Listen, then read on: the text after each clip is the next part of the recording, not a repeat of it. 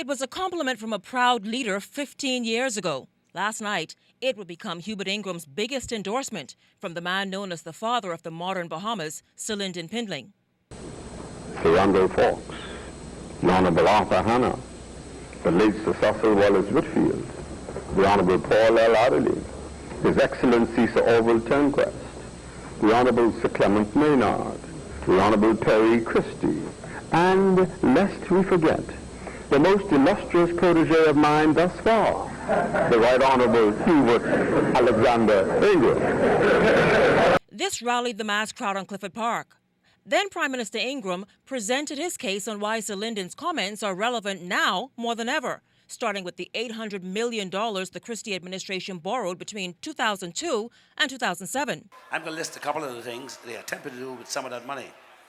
They attempted to build a block of classrooms at C.H. Reeves Senior High School and made such a mess of it that it was abandoned and left incomplete. They progressed the construction of the Magistrates Court on Nassau Street, which plans have been left in place by us, but they messed that up and abandoned that site. They built another facility conceived by us for the Sandlands Rehabilitation Centre, made a mess of that too.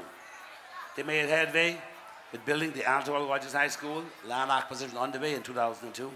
They couldn't, over a period of 5 years, finish the land acquisition or clear the dump site nearby. And so that construction stalled.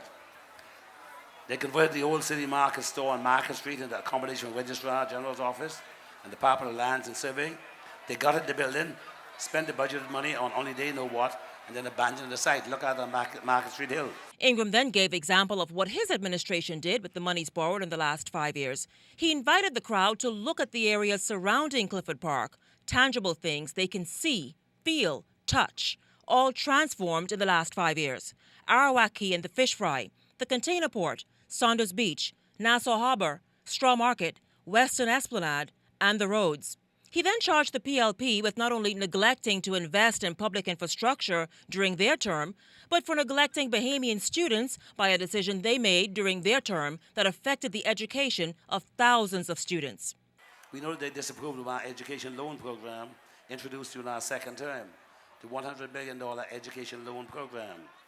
That program provided for the government to pay one half of the interest payable on sums borrowed.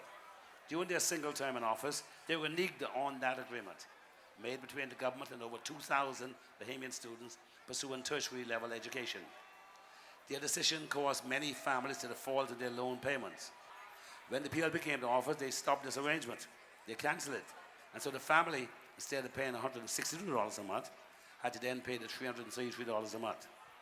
Families which had planned their children's education and made arrangements to ensure timely payment of what they were supposed to pay suddenly found themselves unable to pay.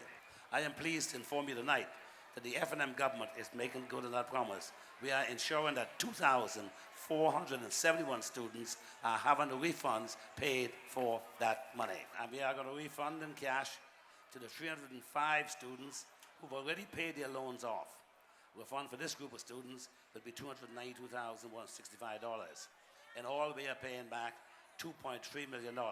Of the PLP's 2030 platform, Ingram said that 100-day promise by the PLP to get certain things done will be one of the biggest flams in Bahamian history. Shanique Miller, 7S News.